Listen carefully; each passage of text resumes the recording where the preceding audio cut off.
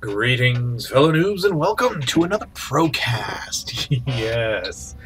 yes, another ProCast. Here we have the one and only LiquidTLO, the little one, spawning here in the Xel'Naga Caverns as the red Protoss. You know TLO plays random, so lame game, huh? I don't get it. Maybe talk about a previous game. I think there's two. Long game. LG? I don't get it. Anyway, he is playing MouzMana.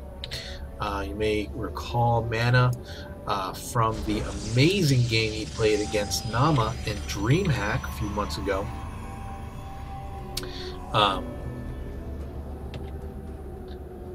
What?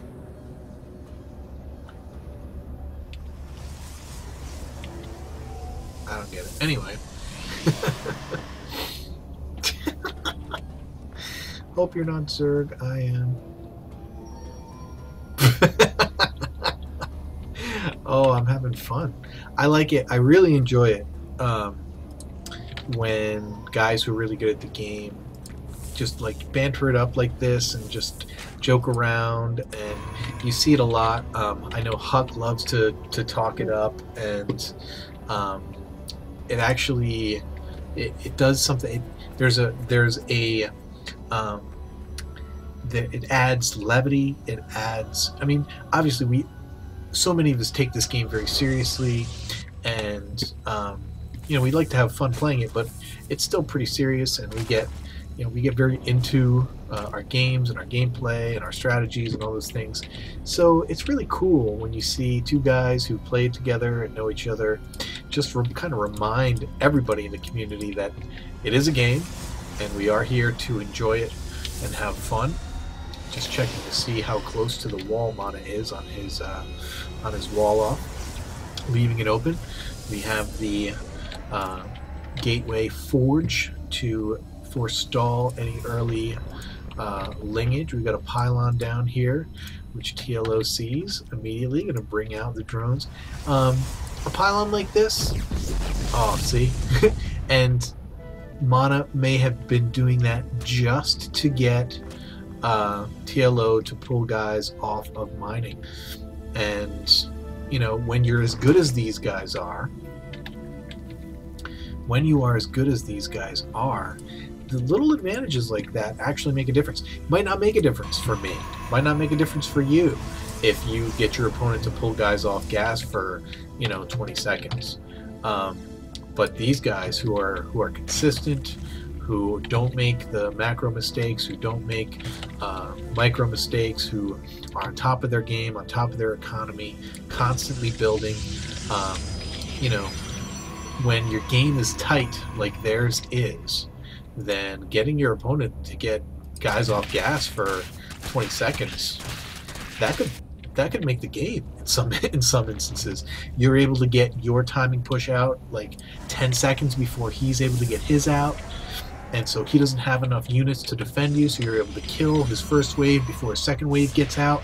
Like something little like that makes the game. I mean, those same things can make the game for you and I at the bronze through diamond level, even masters. But it's not going to be as huge an issue because we have lots of other more important things that we need to be worrying about, like our pro production, like our unit production, constantly producing, keeping our economy in order.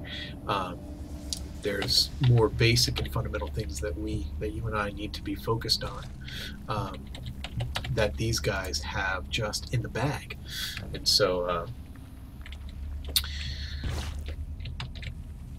so for them it's can be a pretty big thing, where for us it's not a big deal. And TLO is just droning like a madman right now, already taking his third at the gold. I love it. I love the aggressive economy that TLO is working. Both guys getting early expansions. We have a couple cannons out for Mana. Don't want to confuse him with Nama, so I am going to say Mana probably. And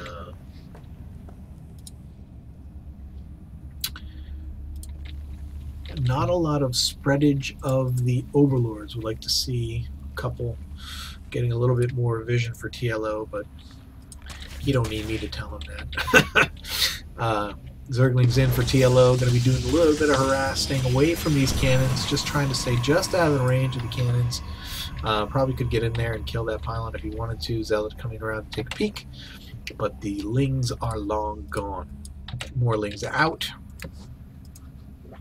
Third base nearly complete for TLO, and Mana not even scouting right now. No scouting of any sort at all. Third gateway finally down. Fourth gateway down as well. No robo for observers. No other real tech structures. Zergling's going to take their sweet old time to be knocking down some of these rocks. I'm surprised Mana doesn't come over here and at least peek. There you go. There you go. Good job. I wonder what he saw to make him go over there and look. You have the suicide overlord that probably is not going to get suicided because there are no units over here. Not even a single stalker to be warped in. Here comes one now, but I don't think one stalker is going to be able to do it by himself. If we get another warp in, you might be able to see this overlord go down. Oh, it's going to be close. But now the second one, they should definitely get it. But now all these lings will be coming in for TLO. More coming up from behind, and this, man, this is going to do a lot of damage. Oh, good force fields by Mana, blocking out the lings from the mineral line and from the base. Excellent. When you see things like that, guys, you know that they've practiced these builds. They know exactly where to put these force fields. It's not, you know, it's not as though this is the first time they've tried it and they're coming out here and like, oh, look at the unit placement. You know, he knows exactly where he needs to be. He's done this before. He's practiced it. He knows exactly where the hot spots are for force field placement. So, you know, and look at this TLO going down, getting his fourth base, saturated at the high yield already. Let's take a look at the income. Surprisingly even. Well, only because Mana has more workers. TLO with the ling pressure forced to, well, obviously make Zerglings as opposed to drones, and so that is why there is such a disparity. But as you see, that high yield starting to kick into gear, you see TLO's numbers starting to take off a little bit. Upgrades coming in for Mana, upgrades coming in for TLO as well. Melee attack level 1, ground armor, and what is this? This is Nuubitized Carapace. That's faster overlord speed, so you won't be getting chased down by these stalkers any longer. Now this is a lot of Zerglings. If there's no blink, which is still 3/4 of the way there, he could easily get a wrap around these stalkers, but instead there's a sea of Zerglings coming into this base. Couple of very nice, once again, see, you look at the hotspots for these force fields and just immediately pushing away that huge sea of Zerglings. Stalkers coming down, trying to take this hatchery. They do get it. Zerglings, though, coming in, and the blink is finished, and so they are able to blink out from this surround. Is he going to try and get away anymore? No. Oh, there he does blink out. But these Zerglings will be biting at the ankles of these stalkers all the way back up to Mana's base, and there is very little chance that they are going to get away. Even with the blink, Zerglings with speed, still fast enough to catch up, going to be able to get every last one of these stalkers, and down they go. But already reloaded up here at the main base, and Mana says nobody survived. Indeed, they did not. And just 3 waves of lings up here, very likely on, yep, 3, nope, not 3 different, only 4 lings hotkeyed in this group. Interesting.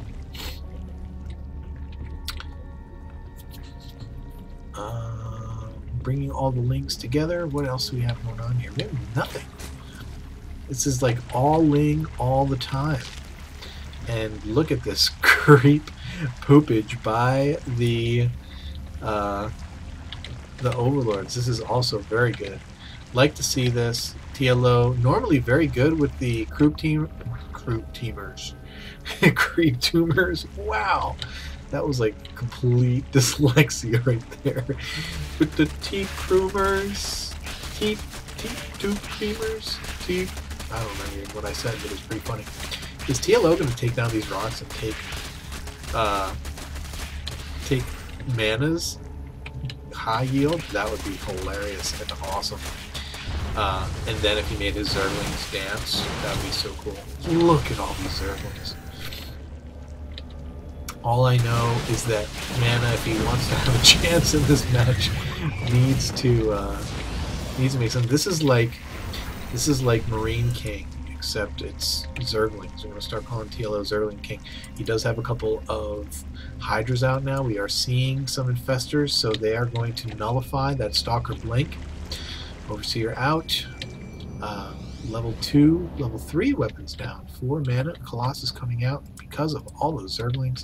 And really, that's what you got to do. You want to have a hope. All the Zerglings coming in. Thermal Lance finished?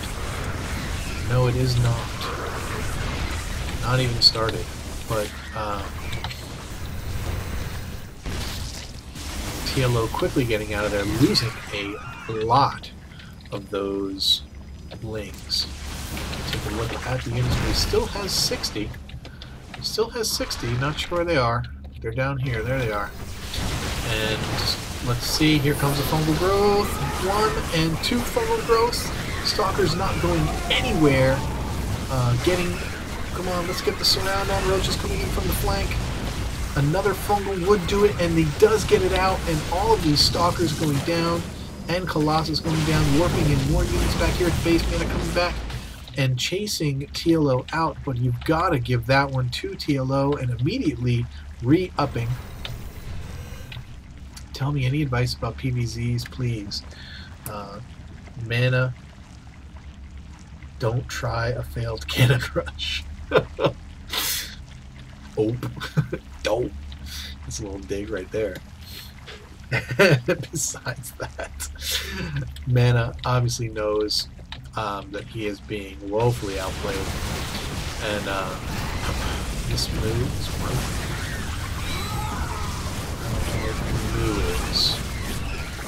This MU, this move is broken. What's MU stand for?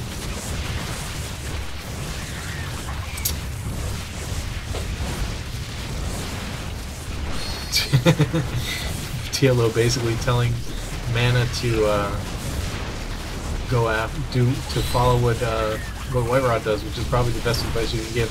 White Rod, arguably the best Protoss in the world right now.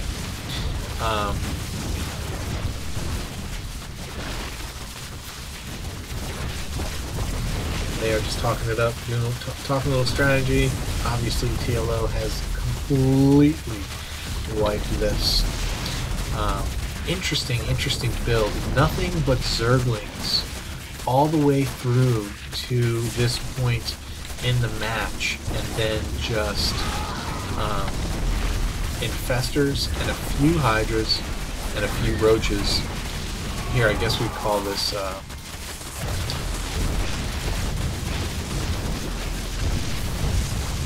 Mana says Zerg is the best race. I don't know. What I think is happening though is people are learning more things to do with Zerg and Protoss. So all the crying about Terran is getting less and less. Alright guys, thanks for watching. TLO against Mana. Pretty much a raffle stomp. TLO. But hey man, we'll take it all day long. Keep climbing that ladder.